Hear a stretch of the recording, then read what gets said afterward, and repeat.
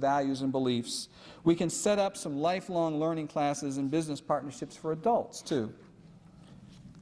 And we must take care of our elderly and our sick. Doctors must not be so greedy. We'll set up government-sponsored clinics with tax-paid health care so all can afford it. After all, we have a right to demand that government take care of us when we're sick. Doctors will just have to form a partnership of their own with the committee and accept a decent salary. It's all for the public good, you understand. And there are other things that the community will find necessary to ban in order to assure that the citizens have the opportunity to improve their lives. Obesity is a national epidemic. We must also control what people eat. Our plan will make sure that they eat properly. That's why we can't allow precious farmland in our county to be wasted on raising cattle for beef consumption. Beef is harmful to your health, and so it will be banned. Wheat and soy will be grown on the land instead. Ever had a delicious Thanksgiving dinner of tofurkey? With our new healthy diet as outlined by the committee, we will no longer need things like 7-Elevens and McDonald's and their unhealthy fast foods and snacks. They will be banned. There's one more danger to the happiness and security of our community that must be addressed: overpopulation. The committee will decide the proper number of folks who can comfortably live in our community's limits. If we don't control the population, we will be overrun.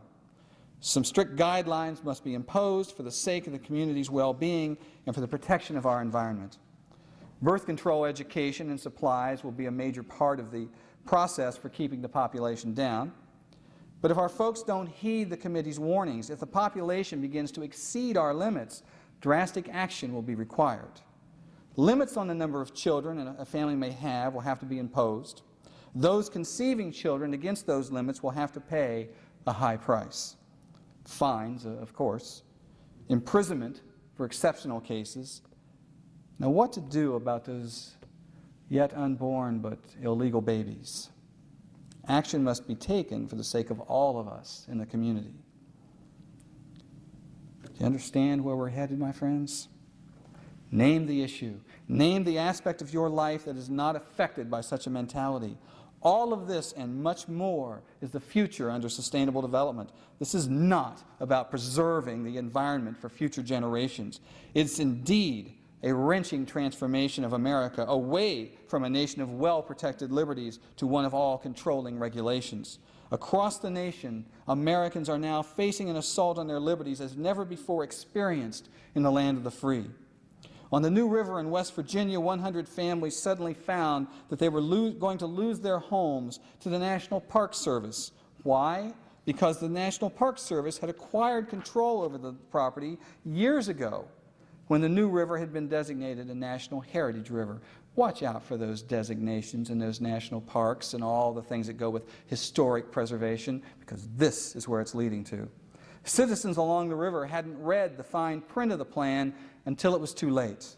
A public meeting was called to announce, not discuss, announce the plan to build a scenic parkway replacing their road they had only hoped to have repaired. Been trying to get it repaired for 15 years. Called the meeting, they thought for sure this was it. And they find out instead it's a scenic parkway. Citizens attending the meeting were met with armed guards at the door. Inside, photographs of their property were displayed on the walls. Some of the photos showed their homes, and some were digitally enhanced to eliminate the homes, showing the future along the New River. No homes, no people. You see, their homes were in the view shed of the new parkway. Some tourists might like to take pictures of the scenic view, and their homes were in the way. And that's the only excuse they needed. When one elderly family asked a park ranger why they were taking the home they had lived in all of their lives, he answered, "Because we can." In Columbia, South Carolina, the Richland County Council passed a town and country land use vision plan that will restrict forever the use of land by private property owners. Once the land has been tied up with massive use restrictions, the council set up a conservation commission to begin to acquire the land. Those who finally gave up and surrendered their land were then gleefully called willing sellers. My friend Kay McClanahan, a property owner and courageous fighter for her rights, has organized her neighbors to fight the plan. For her trouble, she and her husband were bodily thrown out of a council meeting even after being recognized by the chairman to speak. Kay almost had her shoulder broken as the barely 5-foot-tall lady was pushed out the door by a big burly security cop, and she still wears a sling and a brace. She was only trying to speak to her elected representatives who were planning to take her private property. And in Klamath Falls, Oregon, more than 100 farmers have been threatened with extinction after environmentalists got a court order to turn off their water to support a suckerfish. Now the folks who worked their private land and turned it into a thriving oasis are dying of thirst. Their farms turned into wasteland. As they suffer the loss of their American dream, power-thirsty environmentalists move in to buy their land and declare them willing sellers. Would you consider willingly selling your land at 25 cents on the dollar after you've spent thousands on legal fees, lost your livelihood, and seen your entire community destroyed for the sake of a suckerfish? Well, neither did the folks of Klamath Falls. And in Falmouth, Maine, in this beautiful property, Mary Alice Davis seeks to develop a few acres of her 187-acre estate for $1 million homes. But she's been blocked by a community elite who refuse to allow her to use her property for any purpose other than her home that already exists. Again, she is told that her property is someone else's viewshed and their sunsets take precedent over her economic desires.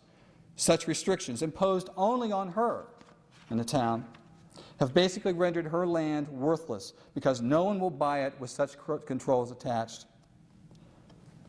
Because Mary Alice wants to achieve her own American dream and profit from her own property, she has been personally attacked. Even her reputation and morality have been publicly disparaged as she has called outrageous names like gold digger and prostitute and cultist. In fact, Mary Alice was cynically told that anything she wanted to do with her land would basically have to be underground. And that started Mary Alice thinking about the urgent need for the community had for a new cemetery. And that's how you fight these people.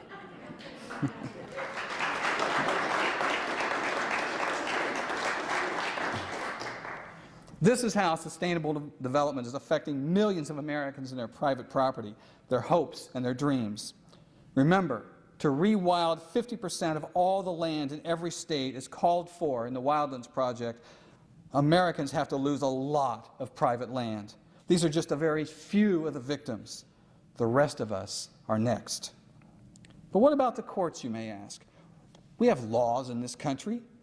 Keep in mind those who tell you that the United Nations has no control over our nation, that it is no threat to our sovereignty. And then listen to these words from Supreme Court Justice Stephen Breyer, quote, "Through commerce, through globalization, through the spread of democratic institutions, through immigration to America, it's becoming more and more one world of many different kinds of people.